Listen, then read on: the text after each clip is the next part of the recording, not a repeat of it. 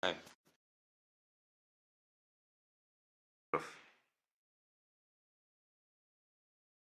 Старая Слободы. Сейчас будет Гая, улица Зайдана,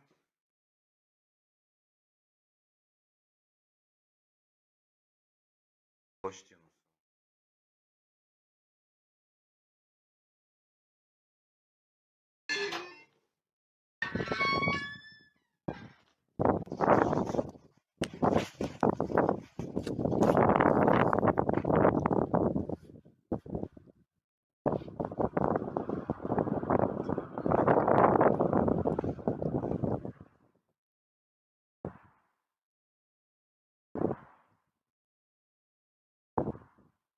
Все давно вышли, нет, никого никто не смотрит. А вот кто-то смотрит. И Земфира Апачин специально по-русски на двух языках. Начинаем экскурсию нашу. Это будет экскурсия хэштег 100 метров. Сколько мы не можем отходить на 100 метров без смс и регистрации. Ну, как выяснилось, что если ты даже в 100 метрах находишься от дома, можно найти много чего интересного. Мы будем рассказывать про улицу Зайни Султана, про улицу Тукая и про площадь имени купца Юнусова, и про дачу, которая на нас едет. На самом деле, когда вот наступили советские годы, была такая тема, что оставляли дома на переднем крае старыми, а новые дома встраивали внутрь, как бы. И вообще полностью меняли все дома вокруг. Вот пятачок, где мы живем, он сильно поменялся. На самом деле, вот здесь это место, которое перед нами, это раньше был дом Тукая 63, дом Габдулшакура Апакова. И здесь располагалась редакция газеты «Эль-Ислах». Редакция газеты «Эль-Ислах», в переводе значит «реформа», это одно из первых мест работы поэта Габдуллы Тукая. Когда Габдулла Тукай еще приехал в Казань, он был еще молодой, ему там получается сколько было, 20 лет, нужно было где-то работать вообще, где-то получать средства и так далее. Вот, он пришел сюда, то есть услышал, что здесь находится редакция таких ребят, таких же молодых, как он, в общем-то, а жил он в номерах Булгар, которые, возможно, многие вам известны, да, это напротив театра Камала. И здесь располагалась сама редакция. Была она достаточно бедная, потому что денег там давали только главному редактору Вафе Бахтиярову, да, там, по-моему, какую-то сумму. А в основном, как бы, ему вообще бесплатно работает. Не очень непонятно, почему Абдулла Тукай, в принципе, работал на таких странных работах.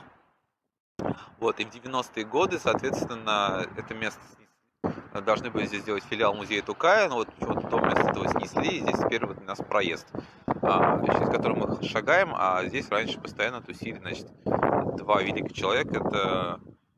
Не слышно, вот, два великих человека, это Фатих Амирхан и Абдулла Тукай. Поскольку у нас экскурсия на русском, наверное, не все понимают их величие, да, Абдулла Тукай вроде все знают. Фатих Амирхан, он был такой, знаете, очень резкий панковский чувак, он демонстративно во время уразы, например, ел еду, там, он тусил всякими русскими девчонками там в русской части города. Потом его после революции многим, ну, то есть во время уже там революционных событий в нулевые десятые годы ноги парализовал, он был прикован к инвалидному креслу, то есть при этом все равно был подвижный человек. Вот поведение пока сюда, значит, подвижный человек, и, в общем-то, позволял себе многое. То есть еще интересно, например, узнать про газету «Аль-Ислах», это из доносов мул, которые писали там в главе всяких очень важных людям, писали, что такая газета, пишут всякие странные гимназисты, и там не доучившиеся шакирды, неплохо бы эту лавочку прикрыть. То есть понятно, что она им много боли доставляла. Мы с вами идем в сторону улицы Зайни Султана. Вот, ветер тут сегодня сильный, прямо специально для того, чтобы микрофон решил поворачиваться, да. Вот, мы идем в сторону этого белого дома. И это дом купца Губайдуллина.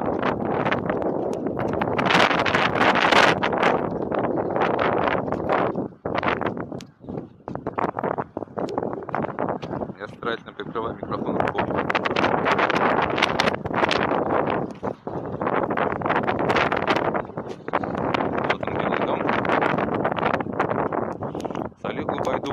жил. Сначала у него был отец Сабит Губайдуллин. Сабит Губайдуллин, он из Арского района, откуда у нас много прекрасных людей вышло. Вот. Табрис Яруллин, например, оттуда вышел и уехал. Вот. То есть Сабит Губайдуллин, он сделал деньги на мануфактуре. Потом у него родился сын Салих. Салих учился у Марджани, вот в том мадресе, да, видите, беленькое здание в самом конце этой мадресе. Вот.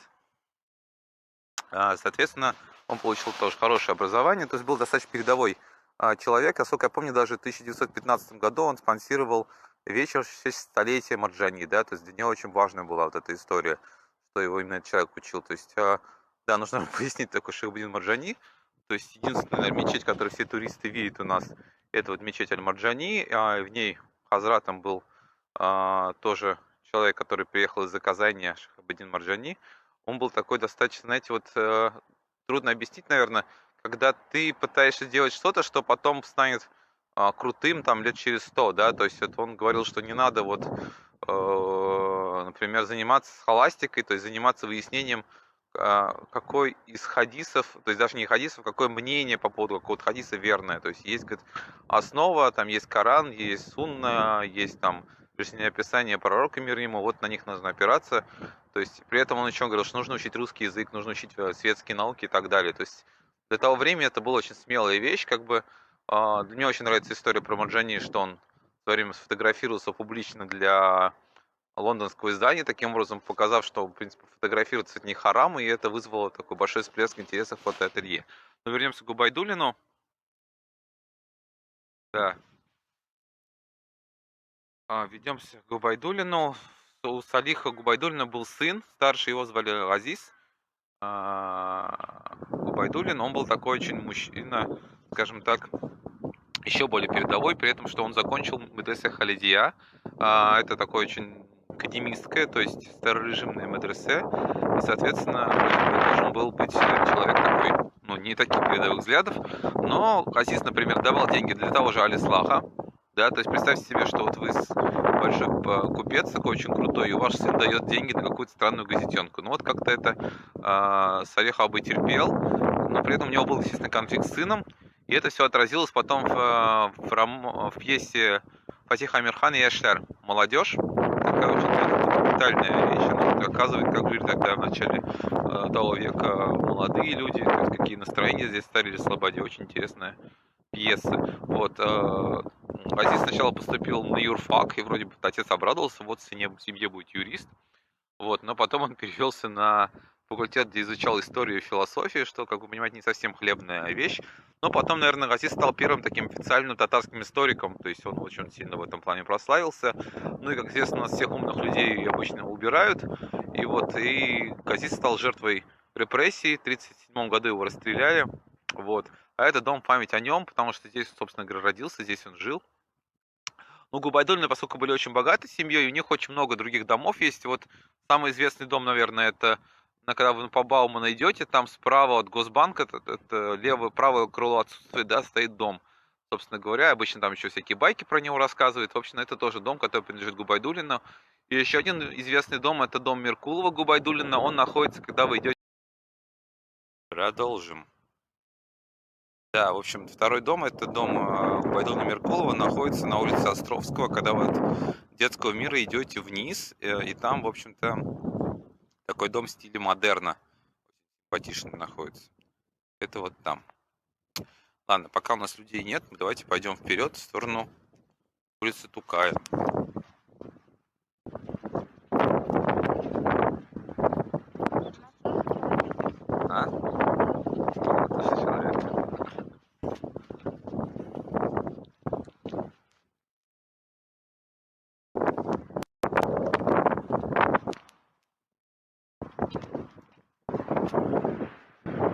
Так, мне куда-то нам репостнули, и теперь у меня снова начался эфир.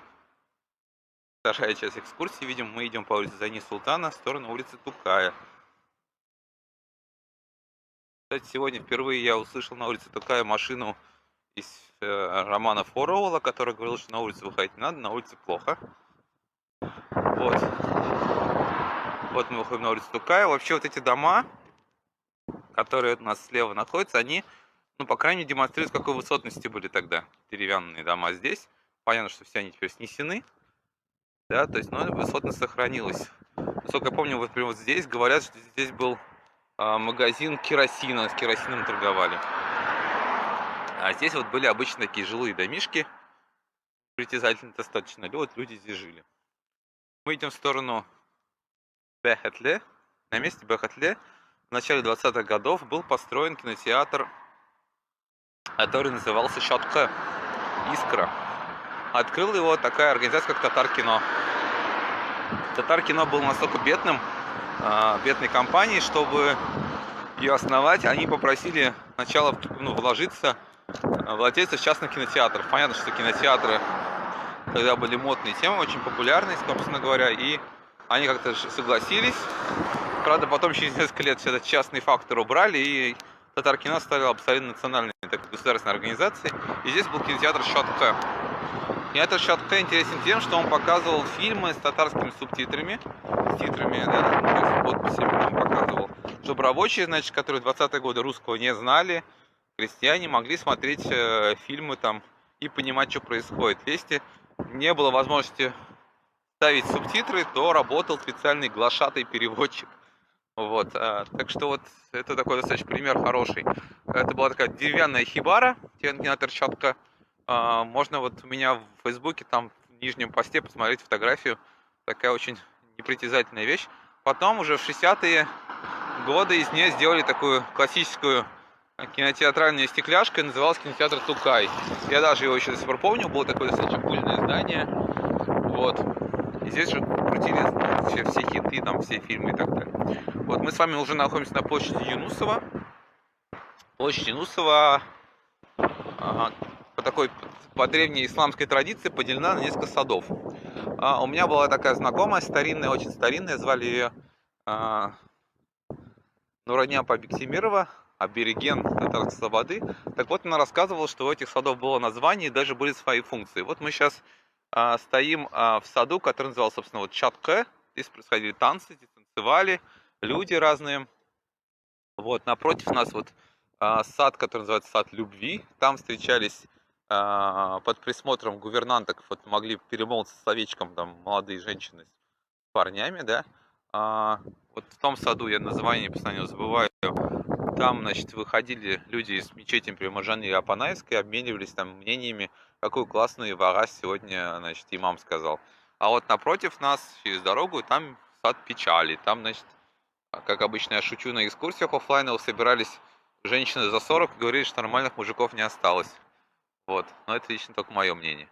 Вот, и мы, значит, идем чуть-чуть вот, чтобы наши 100 метров дотянулись. Это в действии 100 метров мои заканчиваются, кстати. Вот здесь вдалеке видена мечеть, голубая мечеть. Да, голубая мечеть чем интересна? То есть вот эта улица Екатерининская, такая Екатерининская улица. Дальше там улица Каюма Захарьевская. Там улица Мещанская. Да, Мещанская, значит, люди там жили не очень богатые. Соответственно, какого-то очень такого крутого купца, который мог бы им отгрохать мечеть, у них не было. Но, чтобы вы понимали, мечеть — это не такое место, куда люди ходят молиться, и вот чисто для того, что для какого-то такого отчета, да, это место сбора вообще населения, скажем, это общественный центр, то есть собираться людям где-то надо, поэтому они сами там методом оффлайнового краудфандинга, то есть, просто скинувшись, собрали тогда деревянную мечеть, а уж потом, спустя какое-то время появился там какой-то меценат, известный меценат, Аитов, и он, собственно, построил нам голубую мечеть. Вот, а Мещанская улица потому и называется, что там жили одни мещане. Вот здесь у нас напротив нас такой розовый дом. Это у нас дом Бахтеева. Бахтеев купцом, который сделал деньги на галантерее. Да, то есть и вот тут тоже какой-то сохранился код культурный. Здесь, по-моему, сейчас до сих пор ателье всякие работают. Либо не работают, а арендуют. И надеюсь, что это когда-нибудь закончится вся эта бесовщина. Вот. Нулевые годы он сгорел тотально, да, то есть от него вообще остались только одни ошметки, но вот его восстановили, и он такой теперь розовенький, симпатичный. Вот здесь у нас забор стоит уже несколько месяцев, здесь явно собираются что-то строить, я даже подпрыгну, там вроде ничего нет. до сих пор, да. Но здесь раньше стояли такие типичные двухэтажные дома. А, да, собака лает на экскурсовода, естественно. Вот, и мы идем к дому Шамиля. Дом Шамиля. Дом Шамиля принадлежит семье Апаковых, да, то есть те самые Апаковы, чей дом Габдуш-Шакпура Апакова был Тукай 63, где находилась редакция Элислаха. Здесь раньше был дом, доходная усадьба, собственно говоря. Апаков ее построил, чтобы сдавать. Здесь было 3 квартиры. Да, у каждой квартиры был еще мужской и женский вход. То есть вы понимаете, наверное, что это была такая достаточно богатое жилье. Соответственно, сам Апаков жил напротив. Вот. Поэтому и у Апакова была дочка. Звали ее Мими Барьям Биби Марьям Бану. Была очень такая передовая девочка, закончила гимназию, знала русский язык, очень любила моду всякую. У нее был свой там кучер персональный, она любила раскатывать, значит, с ним по городу. И, что называется, была таким образцом стиля. То есть, как бы другие девочки, другие девушки в этой слободе равнялись на Биби Марьям Бану.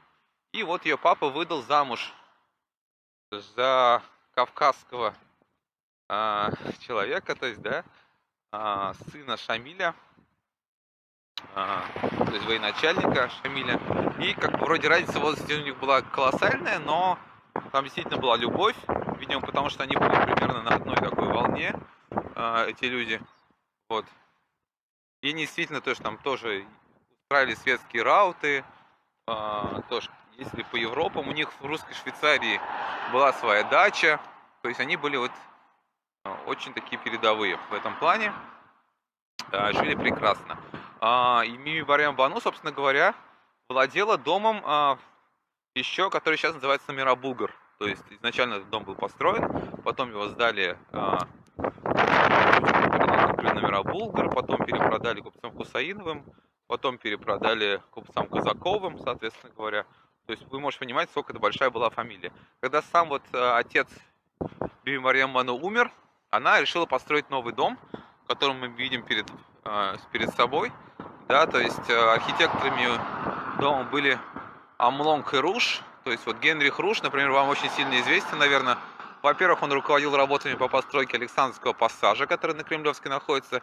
Потому что Александрский пассаж придумали 2 студента.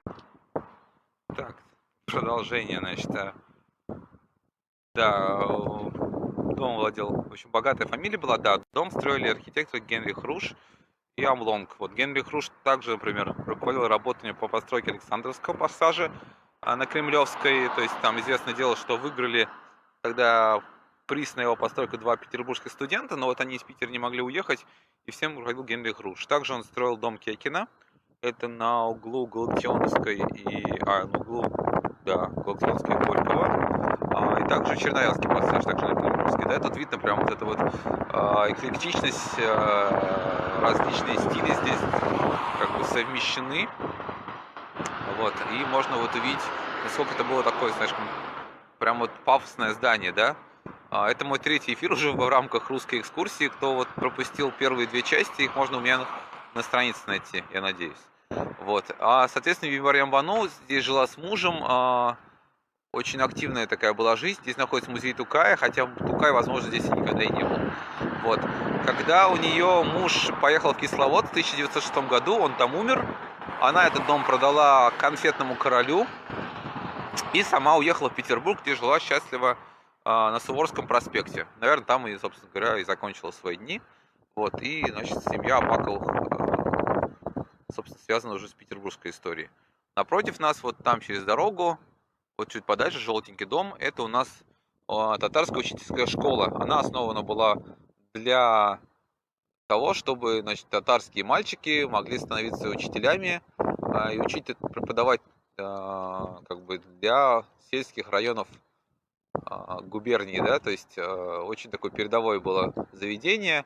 Его закончили такие люди, как поэтик Садри Максуди, актер Ашказарский, революционер Кулахметов и так далее. То есть веру здесь вот, то есть Ислам здесь преподавался Шахабуддин Марджани, педагогикой здесь занимался Каюм Насыри. То есть, ну, это такое было, то есть, это уже не медресе, как вы понимаете, это реально уже светская школа. Хотя ислам здесь тоже преподавался, но при этом здесь была геометрия, арифметика, черчение там, и так далее, гимнастика. Поэтому очень важное для нас здание. Вот, здесь и сейчас до сих пор студенты его посещают. Вот. Сейчас мы перейдем дорогу.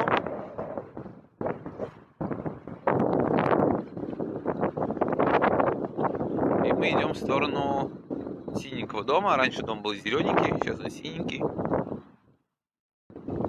Вот.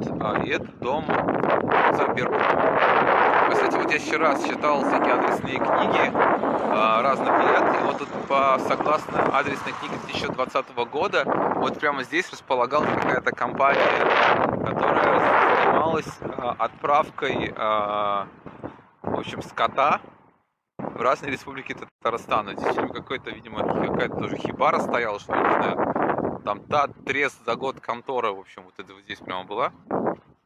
Есть сад. Это вот синенький дом Беркутова.